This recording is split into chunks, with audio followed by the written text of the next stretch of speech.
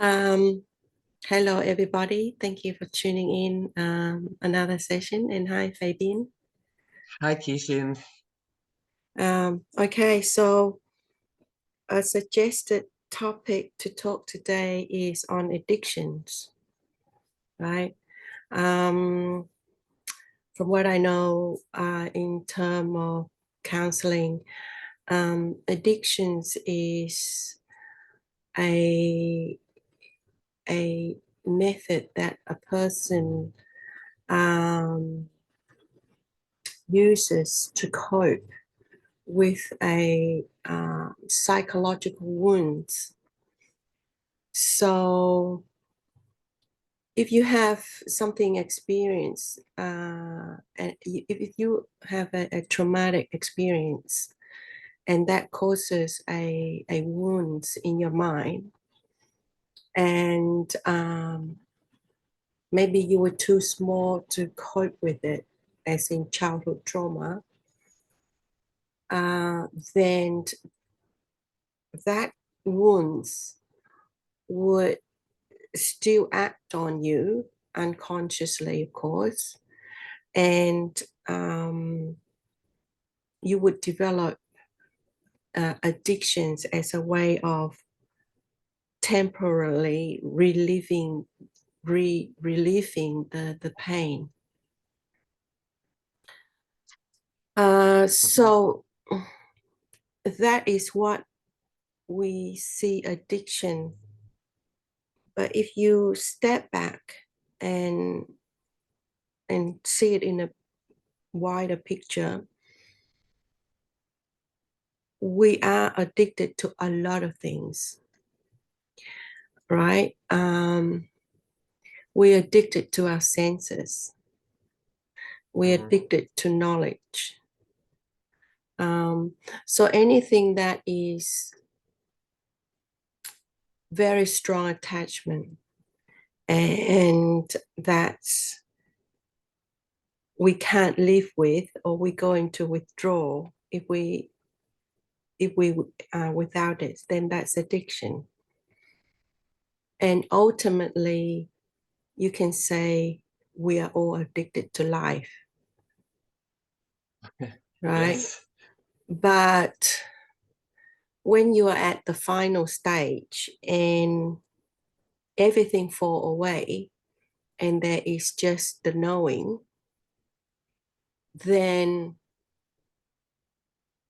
you can see that consciousness want to exist, and the way it exists is for it to know.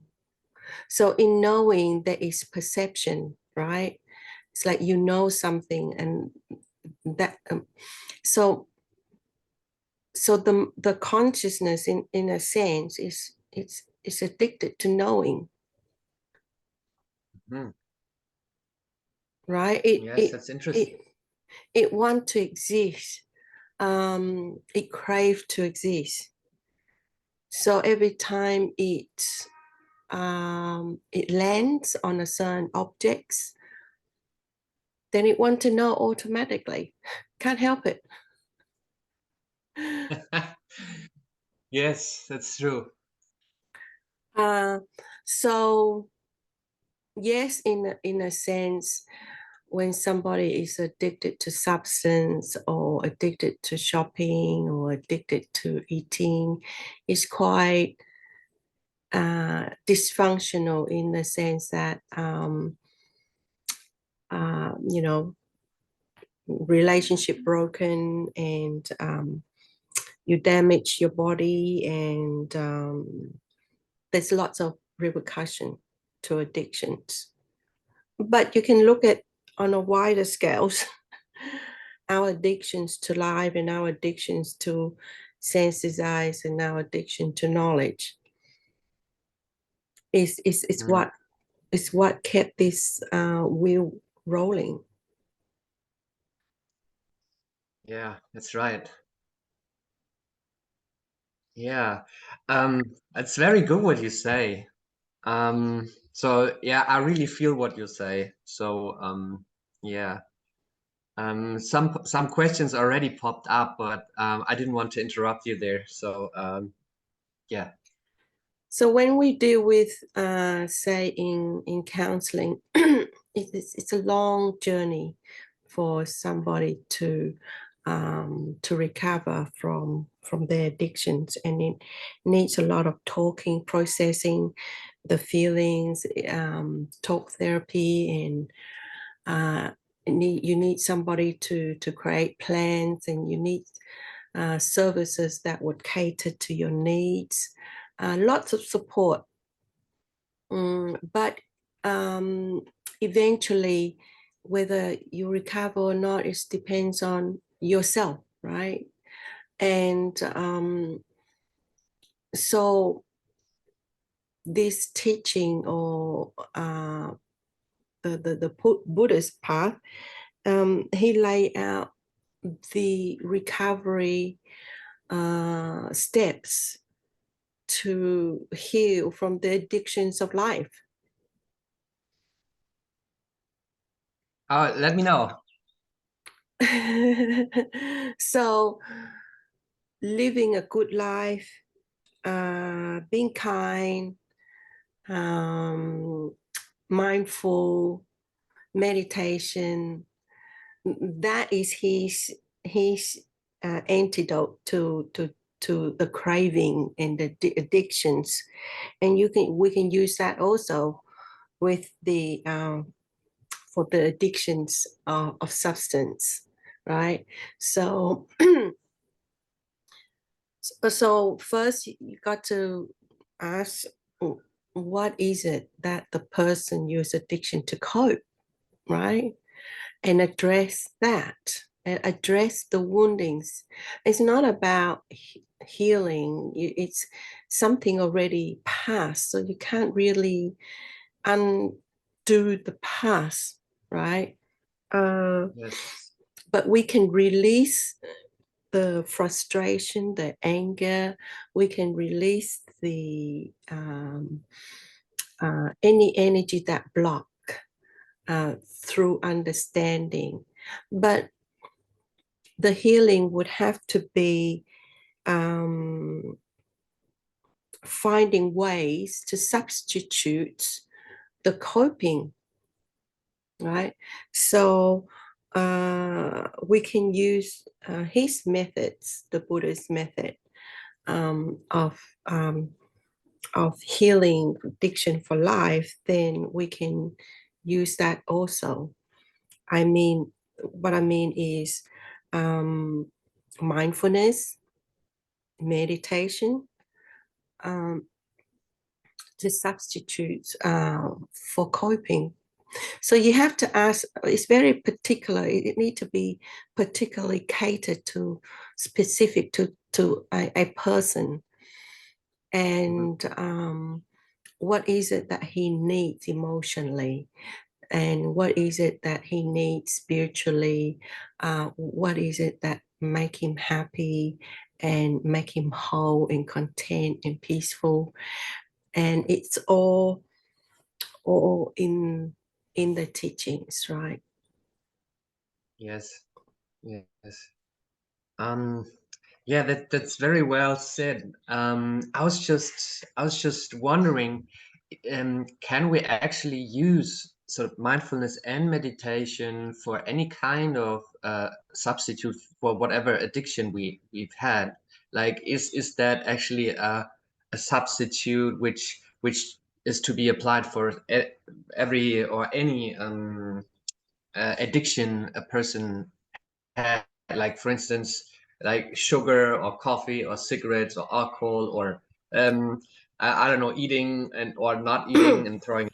Like, is that the absolute or ultimate healing slash helping strategy, or is that just one for a specific for life, so to speak?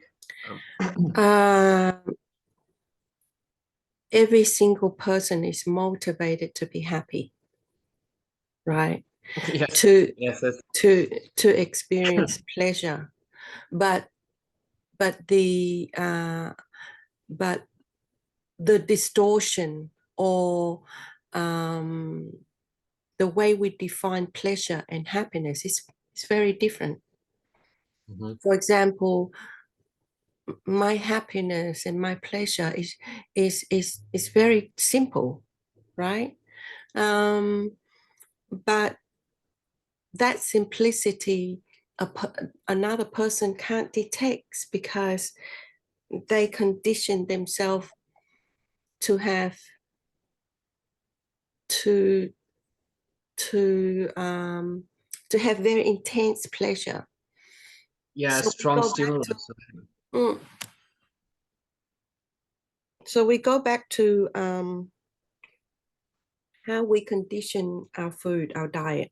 I can take that simile. So if you've been, we have friend, we both know who it is, and he live in India, and he conditioned his taste bud to love intense spice food, right? So when he eat very subtle food, he can't detect the flavor. He have to add all this sauce and all this flavor into his bowl to spice it up, right? So a person who train himself, train his body, train his emotion, train everything about him to love this intense feeling that substance gave him, right? And That's so right. in order to wean away from that, then need to be slowly, and it's about shifting and reconditioning the body to like simple pleasure, simple happiness. It's not simple in the Mm-hmm. sense that it is simple. It is when we meditate and we learn to be in the present, what happened is we lower our baseline of functioning. I don't know if you understand that concept. So when a person use drugs, they increase their baseline of normality. So Yes, so they need drugs in order to just be normal, to just go yes, to work, to just function like an average person, because the drugs raise their level of normality. But that's right. when you meditate and you learn to be in the present and you value present moment, you lower it, right? You lower it below the average. So very simple stimulus, very simple sight, very simple hearing the birds is enough to make you quite happy. Yeah, I mean that's the aim, right? I mean that's amazing because you don't really need any substance from outside to put it in your body in order to gain some pleasure or happiness. It's already enough to yeah, listen or to see something like for instance like a moving tree in the wind. I mean that all can yeah, sort of lower it and you have access to happiness easier, right? Like meditation and mindfulness you're actually it's a different kind of happiness. I think we both can agree on that, but maybe more intense even, like maybe and way easier to access it, right? uh, if we learn to value the present moment, there is so much beauty in nature, right? If you look at the dewdrop in the morning, the way the sun shines through it, or if you look at the way the sun glitter on the surface of the ocean, or it glittered, or the tree rattles, it's like music, and the glitter is like diamonds. So it's just a matter of It's like you have to condition your body to like celery, to like spinach, to like fruits. It's the same thing. It's the same thing. It's just about reconditioning the body to like the present moment, to appreciate nature. Yes, and I think if a person really trains that, sometimes that can happen quite spontaneously. I remember that when I was in Australia, I was staying in a piece of land, and I was staying in a tent, and then it was kind of like dark green, and the color actually you're wearing, so beige, kind of Mm-hmm. like, yeah.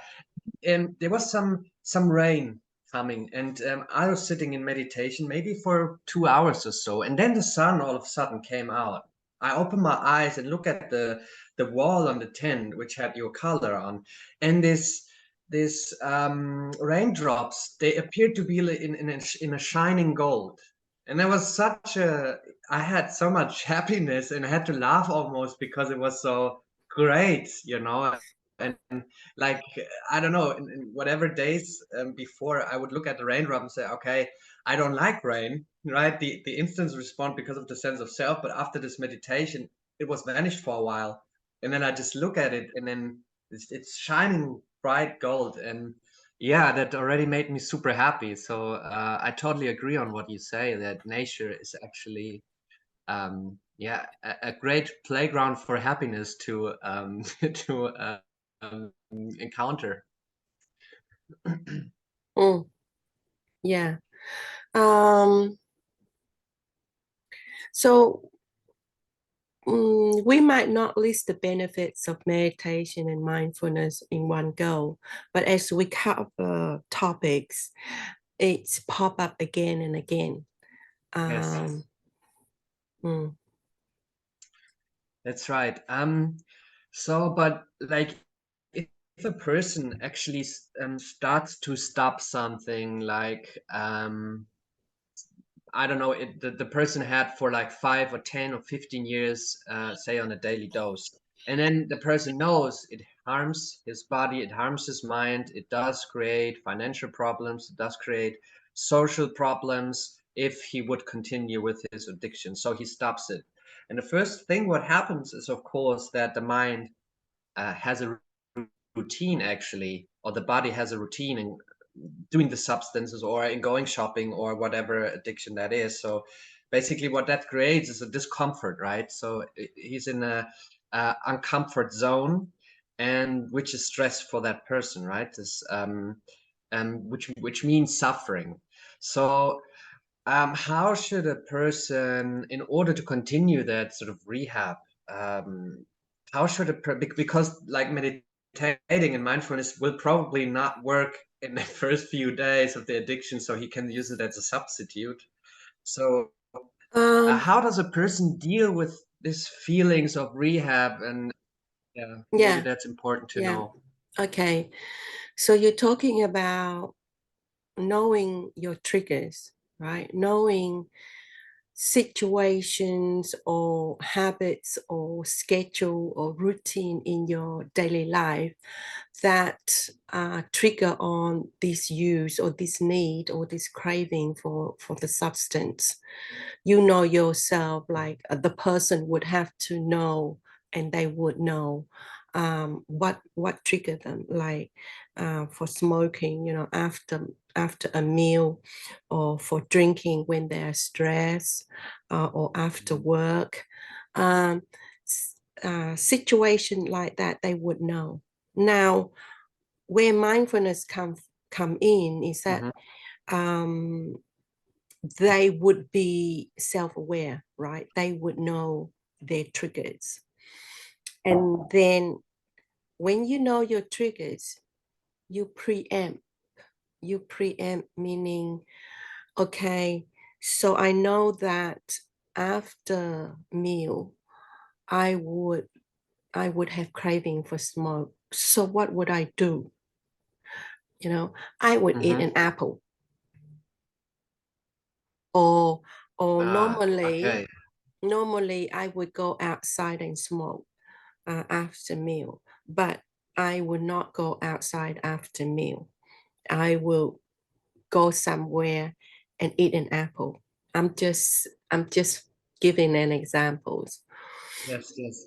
And so that is yeah, and then but you have to address, okay, where does meditation come in? Meditation come in when, say, you sit, what you're sitting meditating and you feel the craving for drinking, right? And mindfulness kick in, and you're aware of that. You acknowledge that you are having craving now. So instead of, Mhm. and you have this uncomfortable feeling. So instead of distract yourself and break the meditation, you just sit there and have a look. Mhm. So actually Uh, feeling it, enduring it. So don't want to push it away, which is the normal mm, response actually, right? So no one I wants to feel wouldn't, that.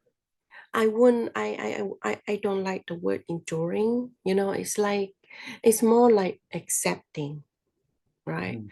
Uh, I accept that this feeling is here, and and and I will feel it. It's a different attitude, because the way you talk to yourself or the way that you reaffirm the words in yourself have power, right? So enduring is quite a stressful, resisting attitude. Uh, Yeah, it's like tolerating but not accepting. Like yeah, it's tolerating is like, okay, it's there, but I don't like it. yeah. Accepting is more Yeah. relaxing. When you accept, you relax because you Yes. just accept. So yeah, so that is where mindfulness and meditation come in. Meditation would allow you to face and watch the issues that you escape in the beginning. What is it that arises in that you use this substance to cope and to, as a temporary relief from? So Yes. so that's why meditation and mindfulness is great, because one, it allows you to identify the trigger and preempt, and then on the other one, it allows you to release the issues, the woundings that was there in the beginning that caused you to develop this addiction.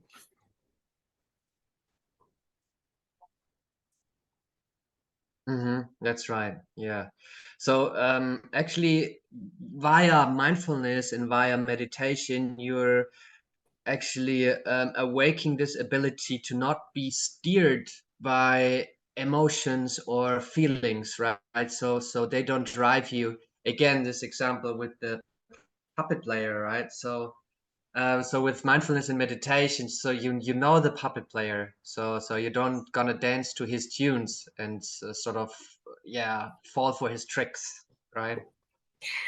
Um, it'll be hard. It'll be hard not to act from your feeling, because it's such a driving force for everybody. Um, Yeah. it's about when you have strong feelings, right? Always scan, always scan your mind. What were you thinking? Because feeling don't just arise by itself.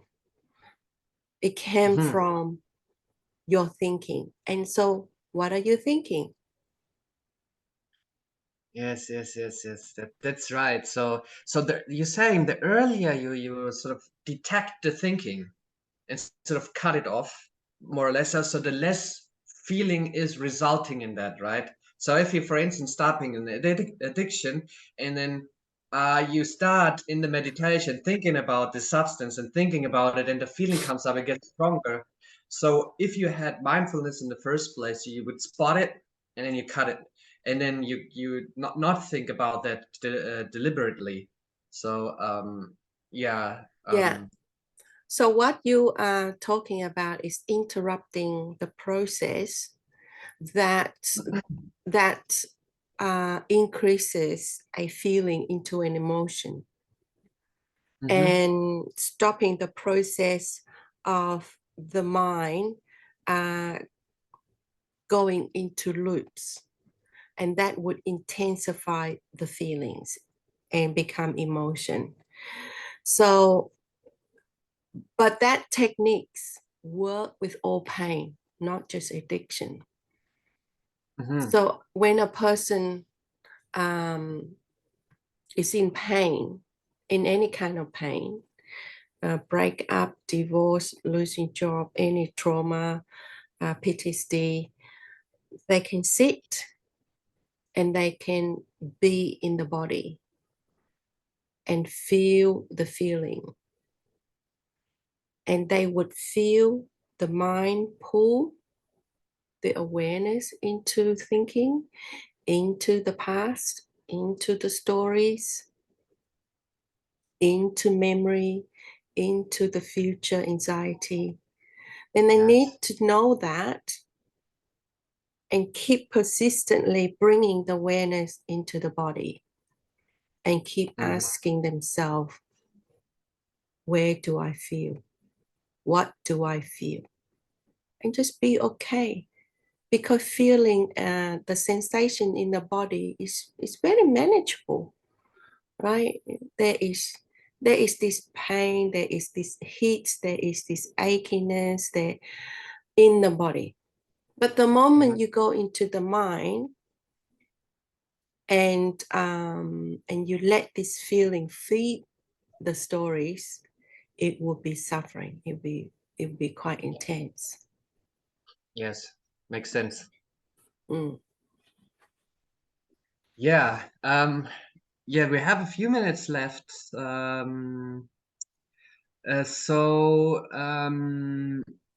What is so basically the way we treat ourselves, I think, is very important to maybe mention there too. So so we partially covered it, but Yeah. so the way we treat ourselves, right, is very crucial to sort of stop the addiction, or to have a certain amount of compassion, right? Because otherwise we're so hard to ourselves that it creates again feelings, which creates emotions, which creates a bad spiral, right? Yeah, if we are hard to ourselves, we kind of like ended up doing the double whammy kind of thing. Um, you realize that you relapse, and then you feel guilty and shame, and then you go into beating yourself up, which make you feel even worse. So um, it's always with this, like we talk about developing the mind, but developing the mind is curing ourselves from addictions, not curing, but managing or find ways to cope with our addictions is developing the mind, right? So again, it's fall back to self-compassion, being kind, know your limits, know your pace, and come back to self-awareness, mindfulness, and just step back and look at things in perspective. That's very well said. I think you very much summed it up to a perfect level. So yeah, so I think there's no more question to that. um I'm very grateful to have heard what you said about this. And yeah, so we might deal with our bad feelings and addictions or rehab or whatever. We're gonna deal a bit better now. So Yeah, I hope um, so. yeah, Okay. fantastic. Uh, then thank you for listening in, and we'll see you next time. Bye. Yes.